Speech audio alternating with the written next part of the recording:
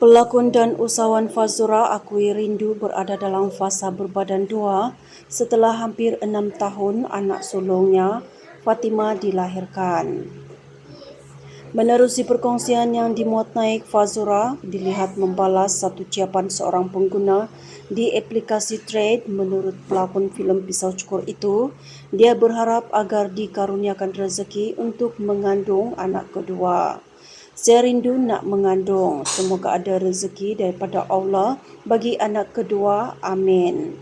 Bagaimanapun, ucapan itu meraih perhatian netizen dengan mendoakan permintaan pelakon berusia 42 tahun tersebut dimakbulkan.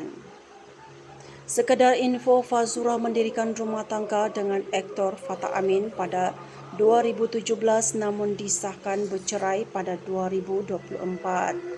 Hasil perkahwinan mereka dikaruniakan seorang cahaya mata perempuan iaitu Nur Fatimah Aisyah. Borak apa ni? Ya, apa khabar? Kak Faz, khabar baik? Sihat? Alhamdulillah. Kurus? Puasa? Alhamdulillah. Kurus juga? Alhamdulillah. Tapi just nice, hari tu lagi kurus. Okay. Maybe busy sikit. Nak cerita pasal apa? Baju jaka tadi Kak Faz dah cerita dah.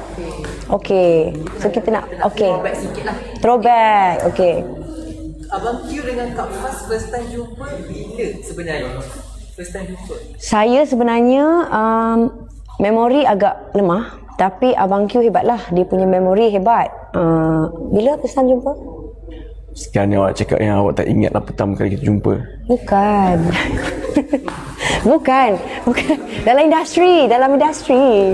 Kan, dalam industri kan. Tapi saya FFM kan? Saya dah industri pun saya ingat. Astagfirullahaladzim. Dah, okey. FFM kan? Festival Filem Malaysia. Festival Filem Malaysia, okay. Betul. Festival Filem Malaysia. Saya menang pelakon harapan terbaik. Awak menang. Saya tak tahu tahun yang sama kita menang ke tak. Tapi saya menang pelakon harapan juga. Tapi saya tak tahu menang tahun yang sama ke tidak. Tapi pertama kali saya jumpa awak memang FFM. Yes, Festival Filem Malaysia. Lepas tu, okey. Lepas tu, Memang kenal kawan dulu daripada tahun berapa saya masuk industri. Kita lebih kurang je masuk industri sama lebih kurang lah. So kenal, pernah keluar dengan ramai-ramai dengan kawan, dengan Seri Falak, dengan apa, dengan geng-geng satu batch. Tapi kenal begitu saja. And then bila kita buat kerja sesama dalam Jekyll, ya, of course kita satu batch, kita tahu each other punya background, punya kerja dalam seni. So kita jadi rapat, selesa. Sebab kita pernah keluar pun dulu kan, masa zaman-zaman muda remaja dulu. And then jadi rapat. So bila jadi rapat tu kita selesa. Kita duduk selesa. Saya boleh gelar dia sahabat saya dan kita support each other punya kerja.